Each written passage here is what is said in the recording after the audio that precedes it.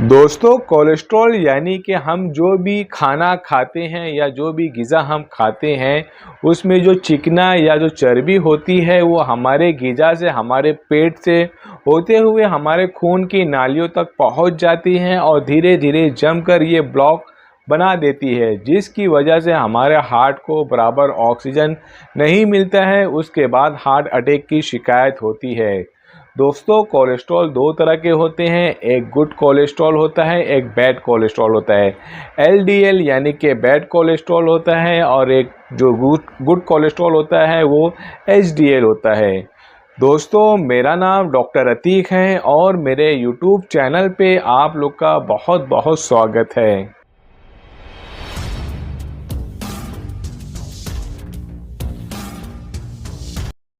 दोस्तों, जैसा कि मैंने ये बताया, कोलेस्ट्रॉल हमारी बॉडी में दो तरह के होते हैं। एलडीएल यानी कि बैड कोलेस्ट्रॉल, जो हम खाना जो भी ग़िज़ा खाते हैं वो हमारे बॉडी में डाइजेस्ट नहीं होके, या फिर अगर हम बहुत ज़्यादा फैट या फिर ऐसी चीज़ खा रहे हैं जिसमें चिकना बहुत ज़्यादा है, तो वो हमारी बॉडी में धीरे धीरे जमा होने लगते हैं और उसके बाद हमारी बॉडी से हमारी खून की नाली में आकर ये एक तंग रास्ता बना देते हैं, जिसकी वजह से हार्ट को प्रॉपर ऑक्सीजन नहीं मिलता है और एक वक्त ऐसा आता है कि वो नाली बिल्कुल बंद हो जाती है। जैसा कि मैं आप लोगों को फ़ोटो में दिखा रहा हूँ, जब ये नाली बिल्कुल बंद हो जाती है तो हमारे हार्ट के कुछ हिस्से को या पूरे हार्ट को ऑक्सीजन नहीं मिलता है, तो उसकी वजह से वहाँ पर सीने में पेन, जिसे हम एंजाइना कहते हैं, होने लगता है। जब वो बहुत ज़्यादा होता है तो इसे मेडिकल लाइन में इसे हार्ट अटैक कहा जाता है। दोस्तों, अगर आप मेरे YouTube चैनल पर नए आए हैं तो पहले आप इस चैनल को लाइक और सब्सक्राइब कर दीजिए। दोस्तों, मैं आपको कुछ होम रेमेडीज़ ऐसे बताने वाला हूँ, 5 ऐसे होम रेमेडीज़ बताऊँगा जिसके इस्तेमाल से आपका कोलेस्ट्रॉल धीरे धीरे नॉर्मल हो जाएगा। लेकिन दोस्तों, अगर आपको हार्ट अटैक आ चुका है या फिर अगर आपको स्टंट या कुछ हार्ट में सर्जरी हो चुकी है या फिर आपके हार्ट की दवा चालू है, खून पतला करने की दवा चालू है, या आपको शुगर है या फिर आपको बीपी का ट्रीटमेंट चालू है, तो आप वो दवा अपनी कंटिन्यू रखिए। उसके बाद फिर आप ये दवा का जो हमारे घर में मौजूद है उसका इस्तेमाल कीजिए। आप बगैर किसी डॉक्टरी मशवरे के अपनी दवा बिल्कुल मत बंद कीजिए। और पहले ये दवा शुरू करने से पहले आप अपना लिपिड प्रोफाइल ज़रूर कराइए। दोस्तों, कोलेस्ट्रॉल हमारी बॉडी में कितना है, ट्राइग्लिसराइड कितना है, बैड कोलेस्ट्रॉल कितना है, गुड कोलेस्ट्रॉल कितना है, इसकी जानकारी के लिए सबसे अच्छा जो चेकअप होता है वो लिपिड प्रोफाइल होता है। अगर आपको लिपिड प्रोफाइल चेकअप कराना है तो आप पहले रात में खाना खा के सो जाइए और सुबह बासी मुँह आप जब भी उठते हैं 8 से 10 घंटा खाली पेट का जो लिपिड प्रोफाइल का चेकअप होता है उसको मेडिकल लाइन में बेहतर माना जाता है। आप नाश्ता करने के बाद या खाना खाने के बाद लिपिड प्रोफाइल बिल्कुल ना कराएं, क्योंकि उसमें जो आप खाते हैं वो हमारे ब्लड में बता देता है, इससे सही जजमेंट नहीं मिलता है। दोस्तों, मैं 5 ऐसी चीज़ें बताने वाला हूं जिसके इस्तेमाल से आपका कोलेस्ट्रॉल धीरे धीरे कम हो जाएगा। ये 5 चीज़ें आपको कहीं से लाने की ज़रूरत नहीं है, बल्कि आपके घर में या आपके किचन में रोज़ इस्तेमाल की जाती है। उसमें जो सबसे पहली चीज़ है उसका नाम है लहसुन, जिसे हम गार्लिक भी कहते हैं। लहसुन हार्ट के लिए बहुत फ़ायदेमंद है, ये हार्ट की बीमारी को बहुत कम कर देता है। इसमें एक कंपाउंड पाया जाता है जिसका नाम एलिसन कंपाउंड है। ये हमारे कोलेस्ट्रॉल को धीरे धीरे काट के हमारी जो नसें होती हैं उसमें से निकाल देता है, और अगर ब्लॉक है तो ब्लॉक को भी साफ़ कर देता है। लहसुन एंटीजेंट भी है और एंटीऑक्सीडेंट भी है। ये हमारे बॉडी में या हमारे नसों में लचकपन भी लेकर आता है, साथ ही साथ हमारे खून को भी ये पतला करता है। दोस्तों, लहसुन को आप खाना खाने से पहले या रात में सोने से पहले 1 से 2 पीस, यानी जैसा मैं आपको फ़ोटो में दिखा रहा हूँ, 1 से 2 जो होते हैं टुकड़े आपको खा के गुनगुना पानी पी लेना है। इसमें महक और बदबू बहुत ज़्यादा होती है। अगर आप इसको चबाने से इसका टेस्ट अच्छा नहीं लगता है तो आप छोटे छोटे टुकड़े करके शहद में मिला कर भी ले सकते हैं।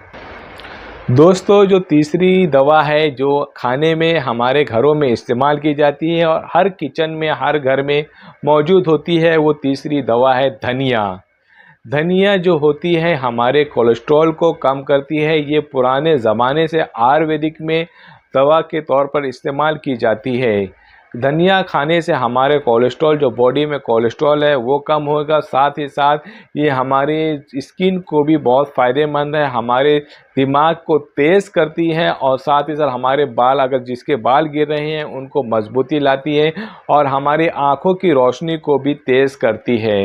हमारे घर में जो धनिया का दाना होता है उसे इस्तेमाल करना है। आप तवे पे हल्का सा इसको भूंज ले और साथ में इसके सौंफ अगर मिला के खाएंगे तो बहुत फ़ायदेमंद है।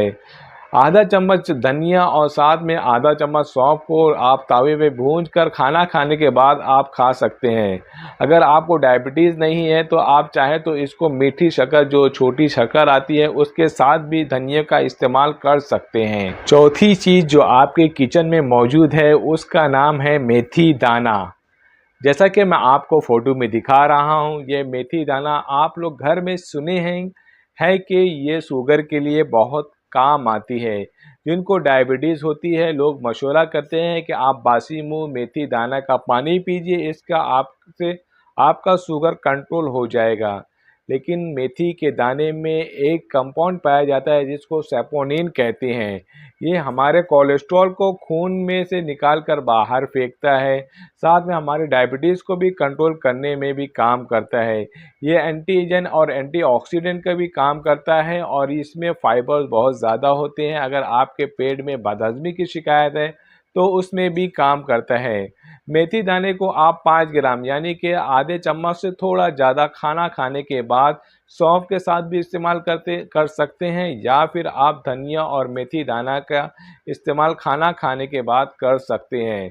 या फिर कई लोगों को ऐसा देखा गया है कि 2 चम्मच मेथी का दाना रात में 1 गिलास पानी में भिगा देते हैं और सुबह छान कर उसका पानी पी लेते हैं। इसके इस्तेमाल से भी आपका शुगर भी कम हो जाएगा, साथ ही साथ आपका कोलेस्ट्रॉल लेवल भी काफ़ी हद तक कम हो जाता है। इसका इस्तेमाल आप दिन में 2 बार खाना खाने के बाद कर सकते हैं। पांचवी दवा दोस्तों जो मैं बताने वाला हूँ उसका नाम है इसबगोल की भूसी। ये तो हर घर पे और हर किराने की दुकान पर, हर जड़ी बूटी की दुकान पर आपको मिल जाएगी। इसबगोल की भूसी जो है ज़्यादातर आपको डाइजेशन या पेट की खराबी के लिए दी जाती है। लेकिन अमेरिकन FDA ने ये बता चुका है कि अगर आप इसबगोल की भूसी लगातार इस्तेमाल करते रहेंगे तो उसमें इतना ज़्यादा फाइबर होता है कि इसके इस्तेमाल से आपका पेट भी सही रहेगा। साथ ही साथ इसके जो केमिकल कंपाउंड्स होते हैं इसके इस्तेमाल से आपके कोलेस्ट्रॉल का भी लेवल बहुत तेज़ी से कम हो जाता है। जैसे कि आपको मैंने बताया, अगर FDA ने ये प्रूव कर दिया है तो इसके इस्तेमाल से आपका कोलेस्ट्रॉल काफ़ी हद तक कम हो सकता है। दोस्तों जो 5 दवा मैंने ये बताई है इसके मुसलसल इस्तेमाल से आपका काफ़ी हद तक कोलेस्ट्रॉल कम हो जाएगा। लेकिन कोलेस्ट्रॉल कम तो हो जाएगा, आपको इसके साथ में डेली 30 मिनट वॉकिंग और जॉगिंग दोनों करनी है। और हाँ, साथ ही साथ में आपको ऐसा खाना नहीं खाना है जिसमें बहुत ज़्यादा कोलेस्ट्रॉल हो या फिर बहुत ज़्यादा फैट या चर्बी या चिकनी वाली चीज़ बिल्कुल नहीं खाना है। साथ ही साथ आपको ऐसा बाहर की जो cheese burger, pizza, vada, samosa वो भी नहीं खाना है। अगर आपको एक्सरसाइज डॉक्टर ने मना किया है या आपका हार्ट का ऑपरेशन हो चुका है या स्टंट या एंजियोग्राफी या एंजियोप्लास्टी हो चुका है तो आप एक्सरसाइज बिल्कुल ना करिए, लेकिन 35 से 40 मिनट डेली वॉकिंग करिए। या अगर आपको कोई ऐसी बीमारी नहीं है या आपको सर्जरी नहीं है तो आप कम से कम 45 मिनट स्पीड वॉकिंग या रनिंग या साइकिलिंग या स्विमिंग ज़रूर करिए। इससे ये होगा कि आपके बॉडी में जो एक्स्ट्रा फैट है वो भी बहुत तेज़ी से जल जाएगी और आपका वज़न भी कम होगा, साथ ही साथ आपका कोलेस्ट्रॉल लेवल भी कम हो जाएगा। दोस्तों मेरी इसी तरह की वीडियो को देखने के लिए और मज़ीद जानकारी जानने के लिए आप मेरे इस वीडियो को लाइक करें और अपने दोस्तों को, फैमिली में शेयर ज़रूर करिए।